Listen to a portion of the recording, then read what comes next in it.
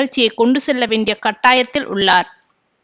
இது ஒரு புறம் இருக்க, அவர் இந்த நிகழ்ச்சிக்காக வாங்கிய சம்பளம் என்ன என தெரிய வந்துள்ளது. அதன்படி தற்போது அவருக்கு 50 கோடி சம்பளமாக கொடுக்கப்பட்டுள்ளது. இது அதிகம்தான் என்றாலும் கமலை ஒப்பிட்டு பார்க்கையில் அதில் பாதி கூட வரவில்லை. ஏனென்றால் ஆண்டவருக்கு பிக்பாஸ் டீம் 120 கோடி கடந்த சீசனில் சம்பளமாக கொடுத்தது. ஆனால் விஜய் சேதுபதிக்கு குறைவாகத்தான் கொடுத்திருக்கிறார்கள். ஒருவேளை அடுத்தடுத்த சீசனில் இது உயரவும் வாய்ப்புள்ளது. இருந்தாலும் அள்ளி கொடுப்பாங்கன்னு பார்த்தா கிள்ளி கொடுத்திருக்காங்களே என்பது அனைவரின் மைண்ட் வாய்ஸாக இருக்கிறது. தற்போது நிகழ்ச்சியை தொடங்கும் பரபரப்பில் இருக்கும் விஜய் டிவி அடுத்த வாரத்தில் கிராண்ட் ஓபனிங் தேதியை அறிவிக்கும் என கூறப்பட்டுள்ளது. இதோ அதோ என மக்கள் ஆர்வலுடன் எதிர்பார்த்த பிக்பாஸ் 8 வந்தாச்சு. அட்டகாசமான ப்ரோமோ தற்போது வெளியான நிலையில் அக்டோபர் 13ஆம் தேதி நிகழ்ச்சியை ஆரம்பிக்க விஜய் டிவி தயாராக உள்ளது.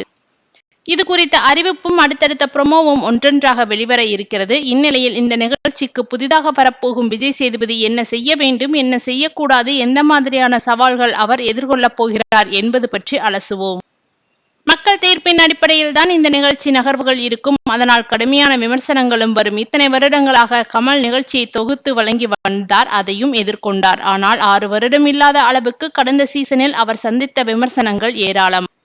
இதற்கு காரணம் அவருடைய பாரபட்சமான பேச்சும் அதில் தப்பு என வெளிப்படையாக தெரிந்தாலும் கூட அதை சாமர்த்தியமாக மூடி மறைப்பதில் உலகநாயகன் வல்லவர். இதுவே அவர் மீதான கடும் விமர்சனங்களுக்கு காரணம். அதனால் கூட இந்த முறை அவர் விலகி இருக்க வாய்ப்பிருக்கிறது. அதெல்லாம் போகட்டும். இப்போது விஜய் சேதுபதிக்கு நிகழ்ச்சிக்குள் வருவதில் என்னென்ன சவால்கள் உள்ளது? அந்த வகையில் விஜய் சேதுபதி அணுகுமுறையை கமலோடு ஒப்பிட்டு பார்ப்பதற்கு நிறைய வாய்ப்பு இருக்கிறது. அதனால் அவர் பேசுவதில் ஆரம்பித்து போட்டியாளர்களை கண்டிப்பது நேர்மையான தீர்ப்பு என அனைத்திலும் கவனமாக இருக்க வேண்டும்.